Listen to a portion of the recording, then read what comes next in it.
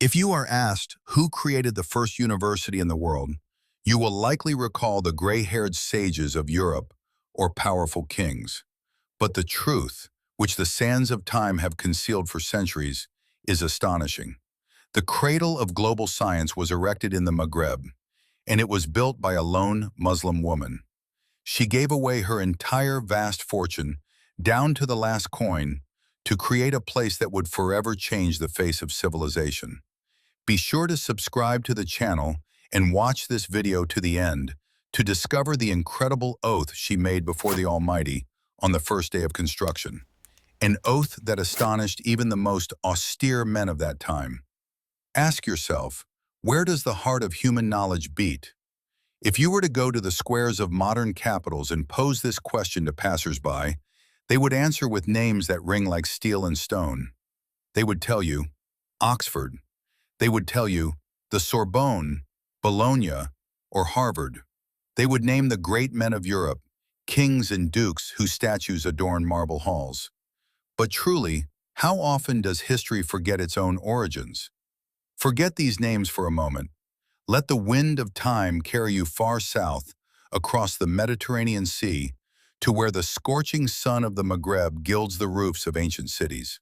The first diploma in human history, the first degree granting the right to transmit knowledge, was not issued under the gray skies of England, nor within the Gothic vaults of France. It was awarded where the air shimmers with heat and where the echo of the call to prayer reverberates off narrow alleyways. In the city of Fez. In an educational institution erected not by a caliph's decree, not for political glory, and not to multiply worldly wealth. It was built by a woman, a single woman, with her personal funds down to the last copper coin. And her goal was not business, not the immortalization of her name in bronze, but one thing alone, the pleasure of Almighty Allah. The story I will tell you today is not merely a chronicle of stones and arches. It is a tale of a heart that held such immense faith that its fruits have nourished the minds of people for over a millennium. It is the story of Fatima al-Fihri. Let us transport ourselves to the 9th century by the Christian calendar, the 3rd century after the Hijra, the great city of Kairouan in the lands of present-day Tunisia. This was a time when the Islamic world teemed with life, like a boundless ocean. Caravans laden with Chinese silk, Indian spices, and African gold converged there, bringing with them not only goods, but also ideas. In this city lived a man named Muhammad ibn Abdullah al-Fihri. He was a successful merchant. His chests overflowed with dirhams and dinars. His ships plied the seas. But Muhammad was among those rare people who understood the true nature of the worldly life, dunya. He knew that gold is but dust if it does not serve eternity. Muhammad had 2 daughters, Fatima and Maryam.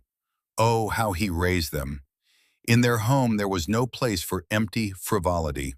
From their earliest years, the girls heard not only the clinking of coins, but, above all, the beautiful recitation of the Quran. Muhammad instilled in their hearts a love for knowledge, mindful of the words of the best of men, Prophet Muhammad, peace and blessings be upon him, who said, "The pursuit of knowledge is an obligation upon every Muslim." And in this command, there was no distinction between man and woman. Look at the young Fatima. Imagine her in the silence of the inner courtyard of their home in Kairouan. In the shade of the orange trees, she bends over scrolls. Her eyes, deep and contemplative, absorb lines of hadith, the foundations of fiqh, the laws of mathematics, and the poetry of the Arabs. She does not merely memorize, she reflects. She understands that knowledge, ilm, is not just a collection of facts. It is a way to comprehend the greatness of the Creator. Every star she studied in the sky, every law of nature she understood, brought her closer to God. But worldly life is a path of migrations. The time came when the al-Fihri family, along with thousands of other Arabs from Kairouan, left their homeland. A long, arduous journey across sands and mountains. The thud of hooves, the creak of wagons, dust settling on garments. They journeyed west, to the lands of the Maghreb, seeking peace and new opportunities. And their path led to Fez, a young capital founded by Idris II, a descendant of Prophet Muhammad, peace and blessings be upon him. Fez at that time was like a blossoming flower. It was divided into two parts by a river. On one bank settled emigrants from Andalusia, fleeing turmoil in Córdoba. They brought refinement, art, and poetry. On the other bank settled emigrants from Kairouan, bringing the shrewdness of traders, deep knowledge of law, and piety. Fatima's family settled on the Kairouan bank. Life proceeded as usual. Fatima married. It seemed her life would become the ordinary life of a noble and wealthy woman of that time. Household cares, joy within the family circle, a peaceful old age. But Allah tests those whom He loves. And sometimes these trials come as a devastating storm, stripping all the leaves from the tree of hope to test whether its roots run deep. Death entered the al-Fihri household not once. First, her beloved father Muhammad departed this world, leaving his daughters a colossal fortune. But before the tears on Fatima's cheeks could dry, a new calamity struck. Her husband died. Then death took her brothers as well. In an instant, the large, bustling house, filled with voices, debates on science and religion, laughter and prayers, plunged into deafening silence. Pause here. Think about that silence. Imagine a woman left completely alone. Around her, luxury, caskets overflowing with gold dinars, whose weight would suffice to buy entire cities. Slaves and servants await her commands. But what is all this to her? Can gold warm a cold bed? Can coins replace a father's voice reciting the morning prayer? In the dark nights, when Fez slept, and only the distant barking of dogs broke the peace, Fatima would sit on her prayer rug. The light of a single oil lamp would pick out her face from the darkness, tears streaming down her cheeks. These were not tears of despair or discontent with fate. They were tears of deep human grief and, simultaneously, of searching. What did she think about during those hours of solitude? She looked at the chests of inheritance and understood a terrifying truth. The wealth for which people shed blood, betray, and lie, it is an illusion. Today it is in your hands, and tomorrow you lie beneath the earth, wrapped in 2 pieces of white cloth, and not a single dinar will illuminate your grave. "O Allah," she would whisper in the darkness, her whisper mingling with the breath of the night wind. "You gave me this wealth not so that it would become my curse. You took my loved ones so that my heart would attach itself only to you. How can I use this dust so that it turns into light on the day of judgment?" She remembered the words of Prophet Muhammad, peace and blessings be upon him. When a person dies, all his deeds come to an end, except for 3: ongoing charity, sadaqah jariyah, beneficial knowledge by which people benefit, and a righteous child who prays for him. She had no children who could pray for her, but 2 other paths remained: ongoing charity and beneficial knowledge. And in that night's silence, amidst tears and prayers, an intention was born in the heart of Fatima al-Fihri. Nia, that very intention which, if it is purely for the sake of the Creator, can move mountains and change the courses of rivers. She decided to build a mosque, but not just a place where people would bow their knees. She knew that true worship is impossible without understanding. She decided to build a house of Allah that would simultaneously become a house of wisdom. A place where, under one roof, the verses of the Quran and mathematical equations would resonate, where the movements of celestial bodies and the laws of healing bodies would be studied. She conceived Al-Qarawiyyin, named in honor of her homeland, Kairouan. And her sister Maryam, driven by the same piety, took her share of the inheritance and began the construction of another beautiful mosque, Al-Andalusiyyin, on the opposite bank of the river. 2 sisters, 2 great souls, whose names are inscribed in golden letters on the tablets of history. But Fatima's conception was unprecedented in its scale. She did not simply hire builders and hand them a purse of gold. No, Her intention demanded absolute purity, from the very foundation to the last stone on the minaret. She decided that not a single dirham from a doubtful source, not a single grain of sand from another's land, would enter this building. She purchased the plot of land with her own money, and to avoid using land that might rightfully belong to anyone else, she ordered that the stone, sand, and clay for construction be extracted from this very same purchased plot, digging deep to create the foundation, and from that same earth, raising the walls. What a stunning metaphor for independence and purity of intention. But there was something else, something that makes the heart tighten and compels one to bow one's head before the fortitude of this woman. On the day the first stone was laid for the foundation of the future Mosque University of Al-Qarawiyyin, Fatima al-Fihri made a vow before her Lord.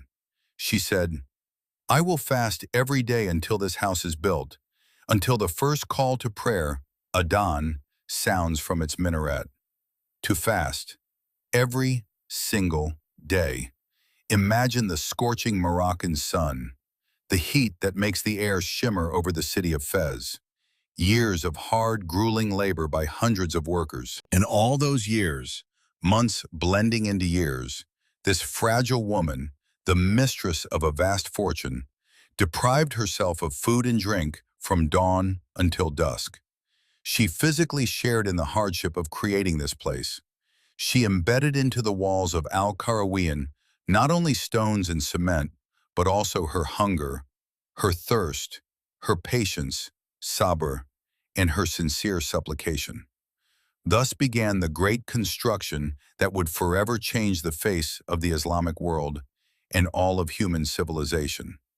Time flows like sand in the hourglass of the Almighty, relentlessly, silently changing the contours of the world. Days gave way to weeks, weeks intertwined into months, and months accumulated into long, exhausting years. The city of Fez lived its noisy, polyphonic life. In the markets, merchants haggled. Blacksmiths beat heavy hammers on red-hot iron. In the narrow alleys, the smells of roasted meat, fresh bread, leather, and spices mingled. But in the very heart of the Kairouan quarter, behind high fences, something else was unfolding. Eternity was being born. The thud of picks and shovels did not cease from dawn to dusk. The air was thick with yellow dust that settled on the workers' faces, lodged in the folds of their garments, and covered the trees with a fine layer. And amidst this dust, this incessant noise, stood she, Fatima al-Fihri. Imagine this image: a woman clothed in simple garments, devoid of ostentatious luxury, was present at the construction site day after day. She did not hide in the cool chambers of her palace, waiting for servants to bring news of completion. She herself became the soul of this monumental labor. But the most astonishing thing was her fast. Recall what it is like to fast during the long summer days. When the sun of the Maghreb reaches its zenith, it becomes like a red-hot copper shield. The air shimmers over the stones. The workers, whose backs glisten with sweat, would frequently pause their labor to press their lips to clay jars of cool water. They drank greedily, water running down their chins, and Fatima stood nearby. Her lips were dry and cracked. Her mouth was so parched that swallowing was difficult. Her body pleaded for a sip of water, for a date, for shade. But her spirit was like an impregnable fortress. Why did she fast? Had the Almighty obligated her to do so? No, it was her personal covenant, a hidden contract between a servant and her Lord. In Islam, fasting is an act of worship in which there is no room for hypocrisy. No one can know for certain whether you are fasting or not, except the one who sees the hidden. And in this voluntary, daily deprivation of food and drink, Fatima found not weakness, but incredible, superhuman strength. Each pang of hunger reminded her of the purpose for which these walls were being raised. Each drop of sweat on her brow was a purification of her intention. She knew the hadith of Prophet Muhammad, peace and blessings be upon him, in which the Almighty says, Every deed of the son of Adam is for himself, except fasting. Verily, it is for me, and I will reward it. Fatima wanted every stone of Al-Qarawiyyin to be saturated with this purity of sincere dedication. But great deeds never come without trials. The purer the intention, the heavier the test to which the Creator subjects it. The first trial came from the earth itself. To erect the walls of a mosque meant to shelter thousands of worshippers and students, an enormous amount of water was needed. Water was required for mixing clay and lime, for the workers to drink, and most importantly, for the place of ablution, wudu, without which prayer is impossible. The chief architect, a man named Abdurrahman, whose hands had erected more than one palace in Andalusia in the Maghreb, came to Fatima. His face was clouded with worry. He bowed his head in respect and spoke, "O noble lady, may Allah prolong your days. Our work has come to a halt. The earth on this plot is as dry as an old bone. We dig deeper, but find only solid rock and dry clay. We need to dig channels and bring water from the city's river, or buy it from the water carriers on the neighboring streets. Otherwise, we cannot continue." Ponder this for a moment. Anyone else in her place would simply have opened their purse of gold. Pay the water carriers? Dig a channel? Was that a problem for the heir to the al-Fihri fortune? But Fatima remembered her vow. Not a single dirham from outside, not a single drop from another source. Everything had to be obtained from this land, purchased with pure, lawful, halal means. Fatima looked at the dug-up, cracked earth, then raised her eyes to the sky, which seemed bleached by the heat. "O Abdurrahman," she replied quietly, but her voice held a steel that could not be bent. "I made an oath before him who sends down water from the heavens and brings it forth from the depths of the earth. I will not accept a single drop that does not rightfully belong to this place. Take the heaviest picks, descend into the trench yourselves, and order the best men to dig. Break this rock, dig deeper." "But my lady," the architect tried to object, stunned by her stubbornness, "there is nothing there but bedrock.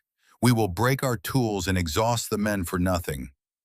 "Dig," she repeated inflexibly, "and let every strike of the pick be accompanied by the remembrance of Allah's name, Bismillah. For the keys to the treasures of the heavens and the earth are in his hands." The workers returned to the deep pit. The blows of iron on stone echoed throughout the vicinity. Sparks flew from under the picks. Hour after hour, they shattered the solid rock. The sun was declining toward sunset. Shadows grew longer. Fatigue and doubt began to creep into the hearts of the men. Some whispered that the lady had lost her reason from grief over her relatives and prolonged hunger. Fatima did not leave. She stood at the edge of the deep trench, her lips moving silently. In those minutes of solitude amidst the crowd, what did she feel? She felt fear. Not the fear of losing money, but the fear that her intention was not pure enough, since Allah was concealing His mercy from her. "O Lord of the worlds," she cried out in her heart, "you know that I seek no glory. I seek only your pleasure. Do not leave me empty-handed. Do not let doubt extinguish the light in the eyes of these people. Grant us a source of your bounty." And suddenly, the rhythmic ring of metal against dry stone changed. The sound became muffled. The ground beneath the workers' feet shuddered. One of the men forcefully plunged a heavy crowbar, and its point broke through the rocky crust. A loud crack rang out, followed by a sound sweeter than any music in the desert and on scorching plains. A hissing and gurgling. From the fissure that opened, a stream of ice-cold, crystal-clear water gushed forth with incredible force. It surged like a spring, washing away the dry earth, filling the pit, rinsing the yellow dust from the feet and faces of the stunned workers. Men dropped their tools, falling to their knees. They cupped the water in their hands, drank, washed their faces, wept, and cried out, "Allahu Akbar! Allah is great!" This was not mere luck. For Fatima and for everyone there that day, it was a clear miracle, karamat, a sign of divine approval.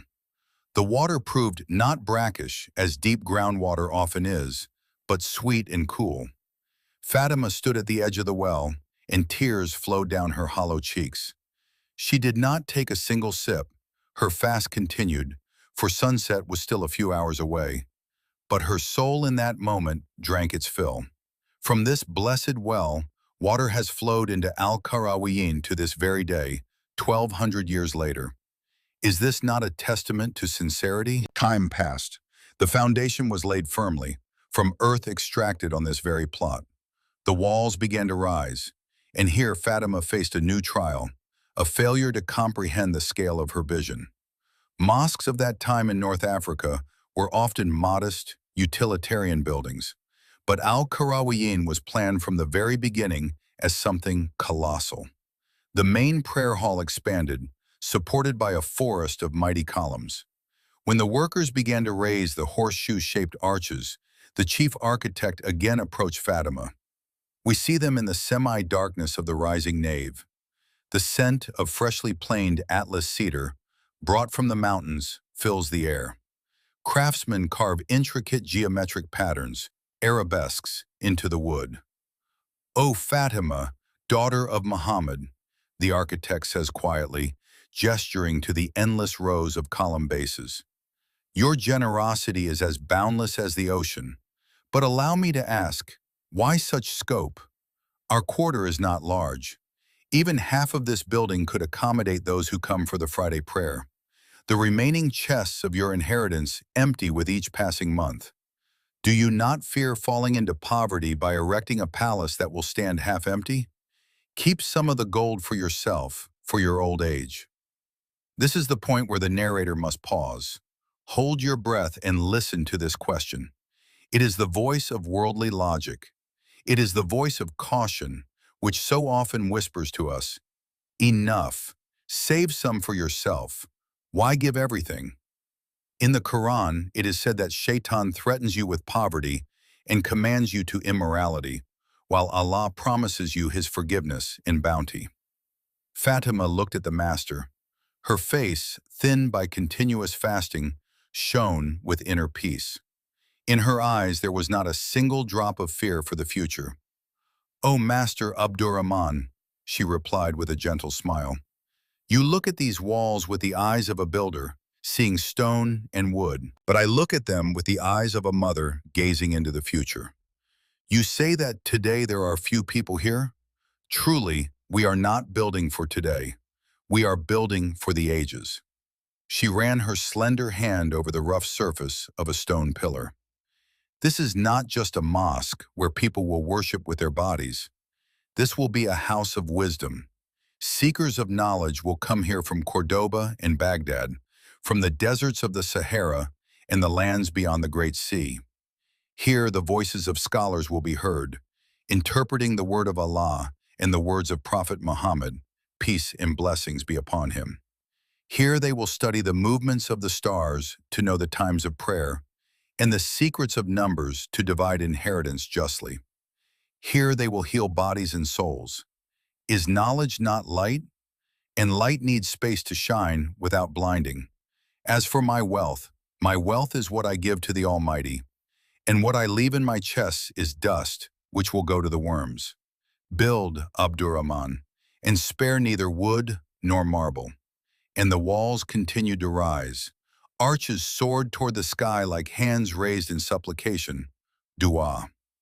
Columns hewn from white stone stood in orderly rows, resembling a grove of palm trees in the gardens of paradise.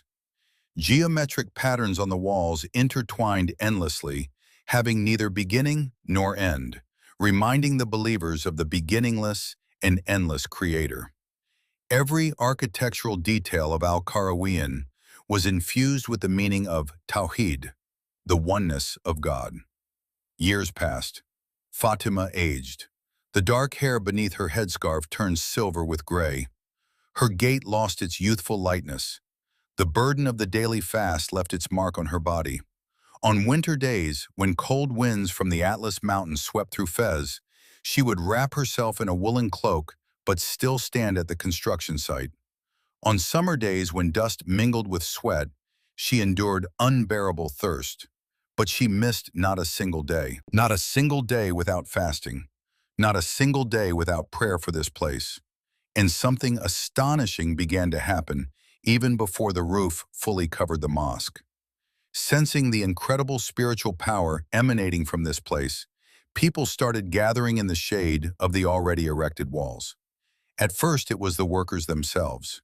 During rest hours, instead of idle talk, they would sit in a circle, halqa, and one of them, who knew the Quran better than others, would begin to recite it melodiously. Then passers-by began to join them.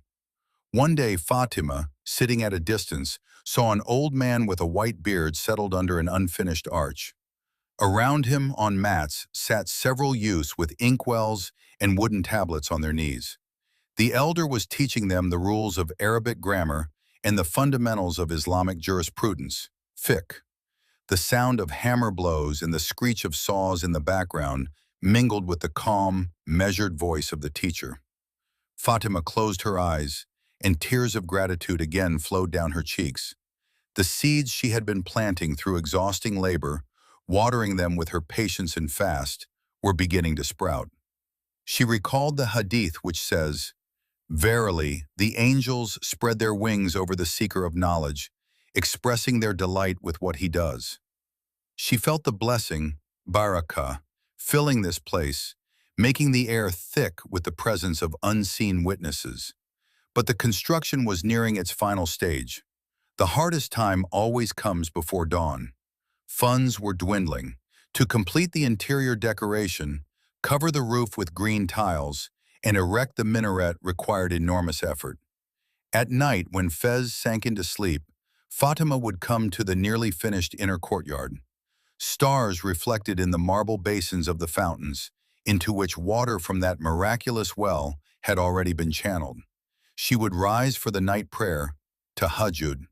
She would remain long in prostration, sujud. The cold of the marble cooled her forehead, while the heat of her heart warmed this empty courtyard.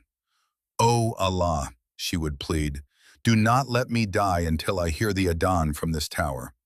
Grant me the strength to complete this path. Let this house be a refuge for those who seek you through understanding the world you have created." The tension mounted. The final months of construction were physically the most challenging. Fatima's body, weakened by years of fasting, began to fail her. Sometimes her servants would find her sitting on the floor, unable to rise on her own. They would beg her, "My lady, eat. Have a sip of milk during the day. Allah is merciful. He will understand your weakness. The construction is nearly finished." But with a gentle, unyielding smile, she would push the cup away. "My vow is my bond with him. I will not break the covenant until the testimony of truth from this house sounds over Fez. Patience, my sisters. Verily, with hardship comes ease." And then came the day when the last stone was laid at the base of the minaret. The last copper lamp was hung from the ceiling. The last brushstroke of lime dried on the walls. Al-Qarawiyyin stood in all its splendor, vast, serene, a majestic ship of faith and knowledge, ready to embark on its centuries-long voyage. The sun was declining toward the west, painting the sky over Morocco in hues of purple and gold. The time for the evening prayer, Maghrib, was approaching. All the workers, architects, residents of the quarter, and the scholars who had already come to love this place gathered in the inner courtyard. The silence was so profound that one could hear the rustle of leaves on the trees beyond the wall and the pulsing of water in the fountain. Everyone gazed at the minaret, upon which the muezzin was slowly, heavily ascending. The sun itself seemed to slow its course, as if the heavenly body wished to witness this moment. Its rays gilded the top of the new minaret, picking out the figure of the muezzin from the encroaching dusk. He stood there, high above the city, caressed by the warm evening wind. Below, in the inner courtyard, people stood holding their breath. The builders whose hands were covered in calluses, whose blood and sweat had mingled with the clay of these walls. Merchants in rich garments, the poor in worn juba robes, learned men with scrolls in their hands, all merged into a single sea of expectation. And at the very center of this silent sea of people stood Fatima al-Fihri. Stop. Look at her at this moment. This was no longer the young woman who had arrived in Fez many years ago, full of strength and plans for a happy family life. This was not the grief-stricken widow who had wept over chests of gold in an empty house. Before them stood an elderly woman. Years of continuous, exhausting daily fasting had wasted her body. Her back, once straight, was now slightly bent under the weight of the years lived and the burden she had shouldered. Her face was covered with a network of deep wrinkles, like a map of a long and difficult journey. But her eyes, oh, her eyes shone with such an inner fire, such an otherworldly joy, as is found in no ruler of the world ascending a throne. The air trembled. The muezzin placed his hands to his ears, drew a deep breath, and uttered the first words. Allahu Akbar! Allahu Akbar! Allah is great. Allah is great. The muezzin's voice, pure, strong, piercing, rent the silence of the twilight. This sound did not merely echo off the walls of Al-Qarawiyyin.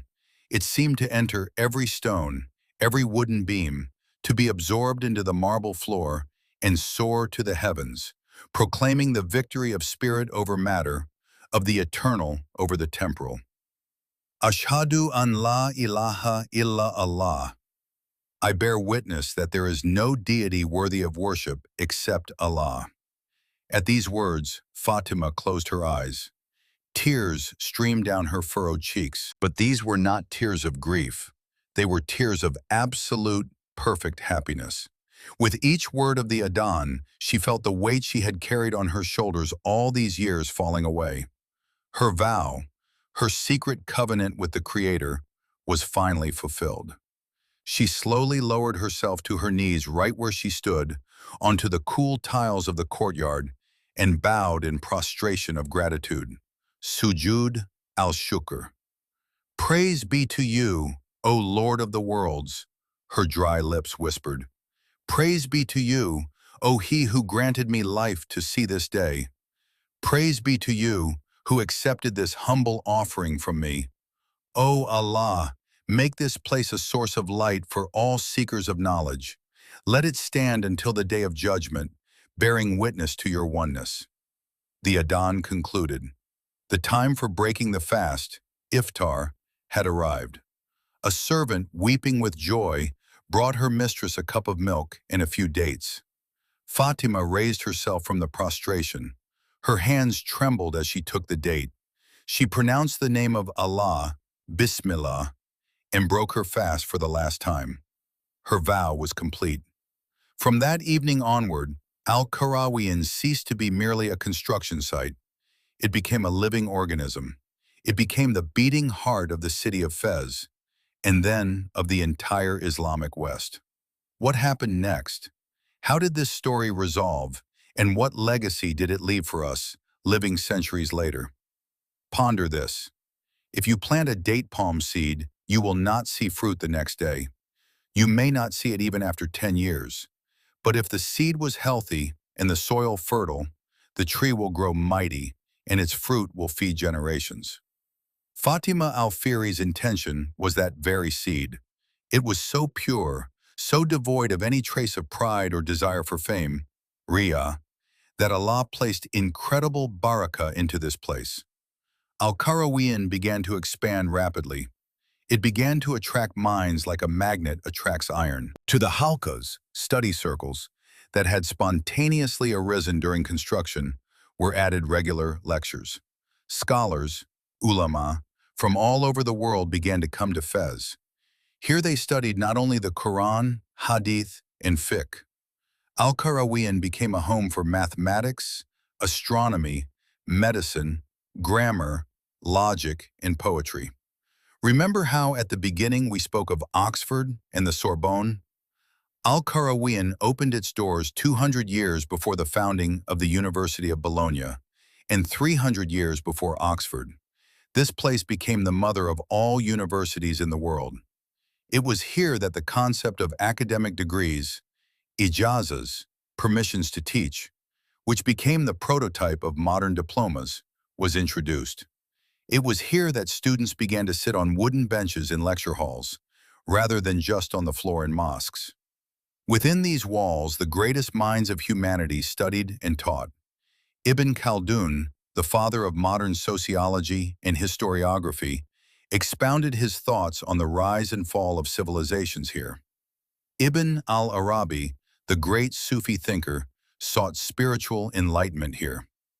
Ibn Rushd, Averroes, whose works would later be translated into Latin and become the foundation for the European Renaissance, conducted philosophical debates here.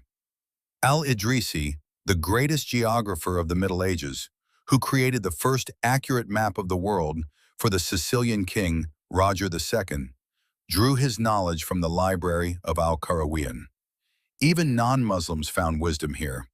It is said that Gerbert of Aurillac, who later became Pope Sylvester II, studied mathematics and astronomy with the scholars of Al-Qarawiyyin, or those who emerged from its walls, and it was he who introduced Arabic numerals and the concept of zero to Europe. Just imagine, the European Renaissance, science, philosophy, medicine, all of these drank from the fountain that one woman opened with her own hands, her own hunger, her own prayer. A woman whose intention was not world domination, but only the pleasure of Allah. But what of Fatima? Did she leave her name on the facades of buildings in large golden letters? Did she order panegyrics to be composed in her honor? No.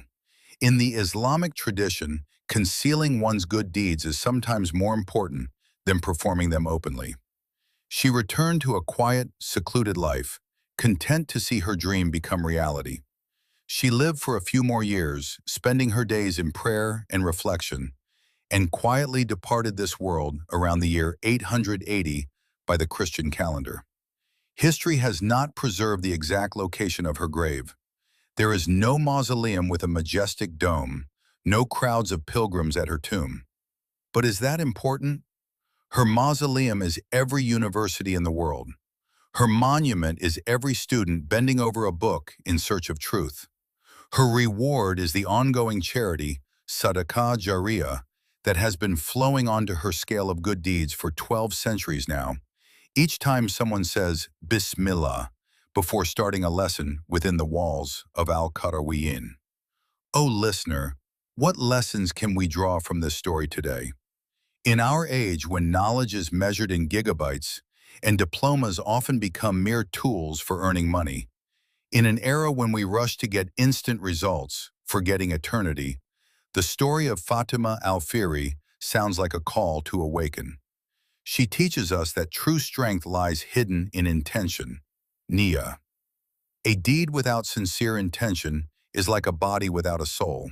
It may look beautiful, but there is no life in it. If you do something for people, your reward is merely people's praise, which will vanish with them. But if you do something for the Almighty, your deed attains immortality. She teaches us patience, sabr. In a world of quick fixes, we often give up at the first difficulty. Fatima fasted for years. She broke rocks in search of pure water. She waited. Patience is not passive inaction. It is an active, unwavering movement towards a goal with trust in the Creator, tawakkul. She reminds us of the high status of women in Islam. At a time when in some corners of Europe, they were still debating whether women had souls, a Muslim woman was creating institutions that determined the vector of development of world civilization. Her story is a brilliant refutation of those who try to portray Islam as a religion of ignorance or oppression. And finally, she shows that true wealth is not what we have accumulated, but what we have given away. Let us raise our hands in prayer, O brothers and sisters in humanity, and offer praise to Him who ignites the light of wisdom in the hearts of people. O Allah, O light of the heavens and the earth, we ask you to purify our intentions just as you purified the intentions of Fatima al-Fihri. Make our deeds sincere for your sake. Grant us beneficial knowledge that will bring us closer to you and benefit people. Ease the path of every seeker of knowledge. Protect our hearts from pride and hypocrisy.